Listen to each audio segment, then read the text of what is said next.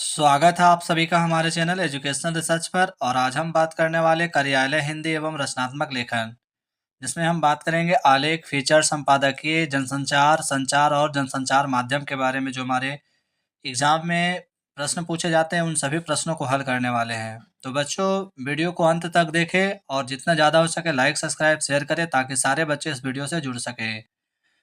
तो सबसे पहले प्रश्न की ओर हम लोग चलते हैं। प्रश्न संख्या 1 कह रहा है कि निबंध का अंतिम भाग कहलाता है। तो बच्चों, निबंध का अंतिम भाग निष्कर्ष कहलाता है, जो कि ऑप्शन नंबर डी में दिया गया है। तो डी हमारा सही आंसर होगा। निबंध का अंतिम भाग क्या कहलाता है? तो निष्कर्ष कहलाता है। इसी तरह प्रश्न संख्या 2 की ओर चलते हैं। प्रश्न संख्या 2 कह रहा है कि निबंध का एक अति आवश्यक गुण है। तो बच्चों, निबंध का एक अति आवश्यक गुण क्या हो जाएगा? तो इसमें उत्सर्गता का विशेष महत्व होता है, जो कि ऑप्शन नंबर डी में दिया गया है। तो डी हमारा करेक्ट आंसर होगा।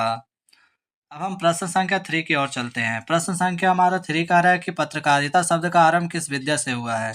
तो पत्रकारिता शब्द का आरंभ जो हुआ है वो समाचार पत्र से हुआ है, जो कि ऑप्शन नंबर बी में दिया गया है। तो बी हमारा सही आंसर होगा।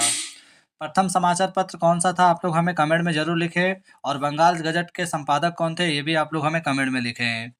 वहीं प्रश्न संख्या 4 कह रहा है कि जनसंचार माध्यमों के अंतर्गत रेडियो एक विशेष, तो क्या है बच्चों? तो श्रव्य माध्यम है। जिसको हम सिर्फ सुन सकते हैं वो हमारा श्रव्य माध्यम है, और जिसको हम देख और सुन दोनों सकते हैं उसे श्रव्य दृश्य माध्यम कहते हैं। जैसे टेलीविजन, तो टेलीविजन क्या है बच्चों? श्रव्य दृश्य माध्यम है। वहीं रेडियो के बारे में पूछा गया तो रेडियो हमारा श्रव्य माध्यम हो जाएगा। नेक्स्ट प्रश्न की ओर चलते हैं हम बच्चों। नेक्स्ट प्रश्न हमारा क्या कह रहा है? नेक्स्ट प्रश्न कह रहा है कि अमर उजाला समाचार पत्र है। तो अमर उजाला जो समाचार पत्र है वो हिंदी का समाचार पत्र है, जो कि ऑप्शन नंबर ए में दिया गया है। तो ये हमारा सही आंसर होगा। इसी तरह प्रश्न संख्या 6 की ओर चलते हैं। कह रहा है जनसंचार माध्यम में रिपोर्टर को हिंदी में क्या कहते हैं? काफी अच्छा प्रश्न है और बार बार पूछे जाते हैं। तो जनसंचार माध्यम में रिपोर्टर को संवाददाता कहते हैं, जो कि ऑप्शन नंबर ए में दिया गया है। वहीं प्रश्न संख्या 7 कह रहा है कि समाचार लेखन की शैली क्या कहलाती है? तो बच्चों, इस प्रश्न का जो सही आंसर होगा उल्टा पिरामिड शैली। समाचार लेखन की शैली क्या है? तो उल्टा पिरामिड शैली है, जो कि ऑप्शन नंबर बी में दिया गया है। इसी तरह नेक्स्ट प्रश्न की ओर चलते हैं हम बच्चों। नेक्स्ट प्रश्न जो हमारा कह रहा है कि रिपोर्ट में दी गई जानकारी का स्वरूप कैसा होना चाहिए? तो रिपोर्ट में जो जानकारी दी जाती है उसका स्वरूप होना चाहिए तथ्यात्मक और सच्ची घटना पर आधारित होना चाहिए। और इस तरह से ऑप्शन नंबर डी इसका करेक्ट आंसर होगा। वहीं हम प्रश्न संख्या 9 की ओर चलते हैं। कह रहा है कि किसी खास विषय पर सामान्य लेखन से हटकर किया गया लेखन खाली स्थान कहलाता है। तो किसी खास विषय पर सामान्य लेखन से हटकर किया गया लेखन विशेष लेखन कहलाता है, जो कि ऑप्शन नंबर सी के साथ चला जाएगा। इसी तरह प्रश्न संख्या 3 कह रहा है कि कार्यालयी पत्र खाली स्थान का ही एक रूप है। तो कार्यालयी पत्र किसका रूप है? तो औपचारिक पत्र का रूप है, यानी ऑप्शन नंबर बी इसका करेक्ट आंसर होगा। फॉर्मल लेटर जितने भी होते हैं सभी औपचारिक पत्र में लिखे जाते हैं। इनफॉर्मल लेटर जितने भी होते हैं अनौपचारिक में लिखे जाते हैं। जैसे माता पिता भाई बहन के पास पत्र लिखना है तो अनौपचारिक में होगा। जब हम अपने प्रधानाध्यापक के पास पत्र लिखेंगे तो औपचारिक में होगा। वहीं नेक्स्ट प्रश्न संख्या 11 कह रहा है कि समाचार लेखन में कितने ककार होते हैं? तो बच्चों, समाचार लेखन में 6 ककार होते हैं। क्यों, क्या, कैसे, कब, इस तरह से 6 ककार होते हैं। ऑप्शन नंबर 20 का करेक्ट आंसर होगा। प्रश्न संख्या 12 क्या कह रहा है बच्चों की आलेख का ही एक रूप है। तो निबंध जो है आलेख का एक रूप माना जाता है। ऑप्शन नंबर ए इसका करेक्ट आंसर होगा। वहीं कह रहा है कि निबंध का अर्थ क्या होता है? तो निबंध का अर्थ होता है बच्चों बांधना होता है। ऑप्शन नंबर ए इसका करेक्ट आंसर होगा। और निबंध का अंतिम भाग क्या कहलाता है? निष्कर्ष कहलाता है। आप लोग इसे अच्छे से नोट कर लीजिएगा।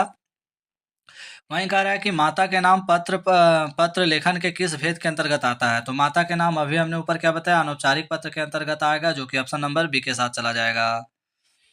प्रश्न संख्या 15 कह रहा है। प्रश्न संख्या 15 कह रहा है कि संपादकीय किसके द्वारा लिखा जाता है? तो बच्चों, इस प्रश्न का जो सही आंसर होगा ऑप्शन नंबर बी के साथ चला जाएगा। संपादकीय संपादक के द्वारा लिखा जाता है। वहीं प्रश्न संख्या 16 कह रहा है कि जनसंचार के आधुनिक माध्यमों में सबसे पुराना माध्यम कौन सा है?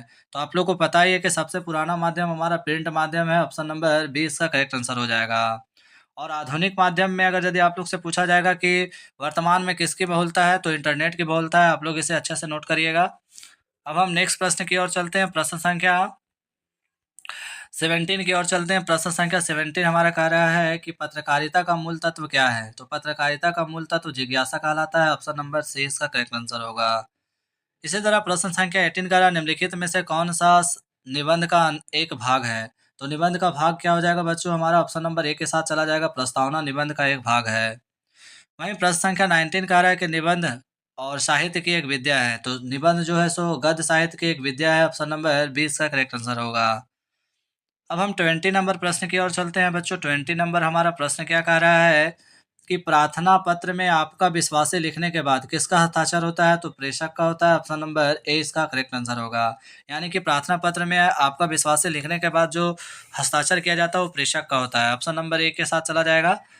अब हम 21 की ओर चलेंगे। 21 नंबर हमारा प्रश्न क्या कह रहा है बच्चों, आप लोग देख सकते हैं। प्रश्न संख्या 21 कह रहा है कि विद्यालय में अवकाश हेतु दिए गए आवेदन में किसे संबोधित किया जाता है? तो उसे प्रधानाचार्य को संबोधित किया जाता है। और छुट्टी लेने के लिए जब हम लोग पत्र लिखते हैं तो प्रधानाचार्य के पास लिखते हैं।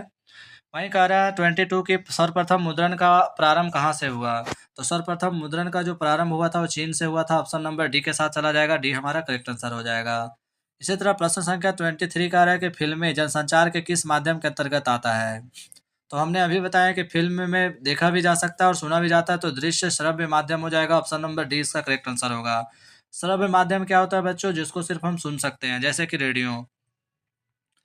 प्रश्न संख्या 24 कह रहा है कि संचार शब्द की उत्पत्ति चर शब्द से हुई है। चर का अर्थ है, तो चर का शब्द अर्थ क्या होता है? चलना होता है। ऑप्शन नंबर 20 का करेक्ट आंसर होगा। वहीं 25 कह रहा है कि भारत में टेलीविजन का प्रारंभ कब हुआ? तो भारत में टेलीविजन का प्रारंभ 15 सितंबर 1959 को हुआ। ऑप्शन नंबर ए इसका करेक्ट आंसर हो जाएगा। ये फाइनल एग्जाम में बार बार पूछे जाते हैं। क्लास 10, 11, 12 सभी के लिए महत्वपूर्ण साबित होने वाला है। अब हम प्रश्न संख्या 26 की ओर चलते हैं। कह रहा है कि मीडिया की भाषा में बीट किसे कहते हैं? तो मीडिया की भाषा में बीट कहा जाता है संवाददाताओं के बीच कार्य विभाजन को बीट कहा जाता है। नेक्स्ट प्रश्न है, ऑल इंडिया रेडियो की विधिवत स्थापना किस वर्ष हुई थी? तो बच्चों तो ये हुई थी 1936 में। ऑप्शन नंबर सी के साथ चला जाएगा। प्रश्न संख्या 28 कह रहा है कि भारत की पहली मुख्य फिल्म किसने बनाई थी? तो आप लोग को पता है कि दादा साहब फाल्के ने बनाई थी। ऑप्शन नंबर बी के साथ चला जाएगा। वहीं नेक्स्ट प्रश्न कह रहा है कि दूरदर्शन नामक निकाय की स्थापना किस वर्ष हुई? तो दूरदर्शन नामक निकाय की स्थापना 1976 ईस्वी में हुई थी। ऑप्शन नंबर सी इसका करेक्ट आंसर होगा। प्रश्न संख्या 30 की ओर चलते हैं। प्रश्न संख्या 30 कह रहा है कि किस प्रकार के समाचारों में शब्द, ध्वनि और दृश्य तीनों का मेल होता है? तो आप लोग को पता है कि वो टेलीविजन में होता है। टेलीविजन में दिखाया जाता है जब हम लोग टीवी पर स्क्रीन में देखते हैं। तो ऑप्शन नंबर डी इसका करेक्ट आंसर होगा। वहीं अगला प्रश्न कह रहा है कि वेबसाइट पर विशुद्ध पत्रकारिता किसने शुरू की? इस प्रश्न का जो हमारा सही आंसर हो जाएगा ऑप्शन नंबर ए के साथ चला जाएगा, तहलका.com। ऑप्शन नंबर ए इसका करेक्ट आंसर होगा। और आज का हमारा लास्ट प्रश्न है बच्चों कि स्वरूप विस्तार की दृष्टि से प्रतिवेदन कितने प्रकार के होते हैं? तो इस प्रश्न के लिए आप लोग को दिया जा रहा है आज के लिए। आप लोग हमें कमेंट में बताइए कि प्रतिवेदन कितने प्रकार के होते हैं। और वीडियो अच्छा लगा तो लाइक, सब्सक्राइब, शेयर कर दें। इसके अलावा भी और बहुत सारे प्रश्न हैं जो हम आप लोग को करवाने वाले हैं। तो नेक्स्ट वीडियो में मिलते हैं। जय हिंद, जय भारत।